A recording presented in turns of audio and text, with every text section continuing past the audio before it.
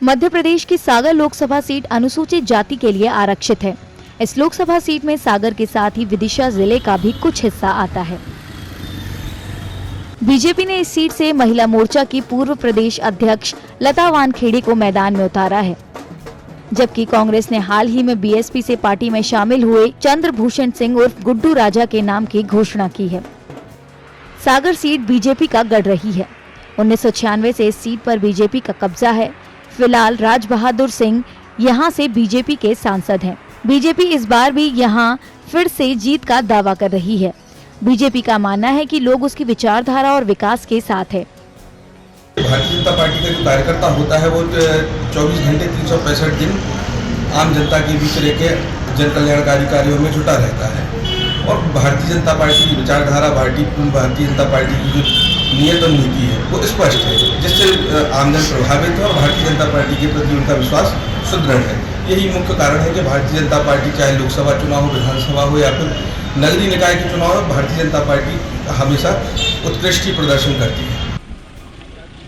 वहीं पत्रकारों का कहना है कि यहां से कांग्रेस की हार का कारण लोकल नेताओं में गुटबाजी है, जिसका खामियाजा उन्हें हर बार भुगतना पड़ता है।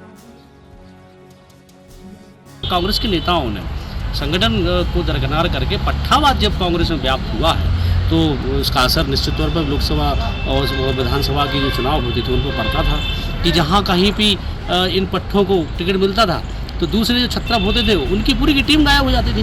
तो ये बुराइयां जब से पलटी हैं तो अभी तक कांग्रेस जो है उभर नहीं पाई है। और दूसरी तरफ भारतीय जनता पार्टी के सफल होने का कारण दूसरी तरफ संगठनात्मक जो उनकी मजबूती है वही है, उनका स्लोगन है संगठन सर्वोपरि।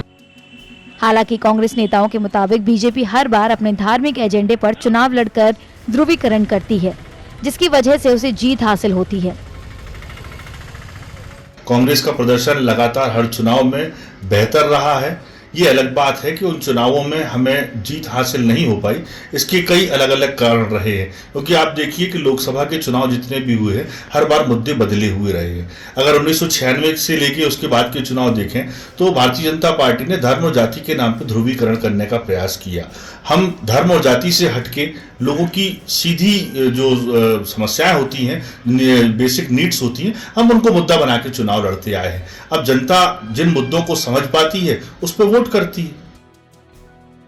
2019 के लोकसभा चुनाव में बीजेपी ने मध्य प्रदेश की 29 में से 28 सीटों पर जीत दर्ज की थी और इस बार 2024 में भी बीजेपी अपना यही रिकॉर्ड दोहराना चाहेगी। मध्य प्रदेश की 29 सीटों के लिए 19 अप्रैल से 13 मई तक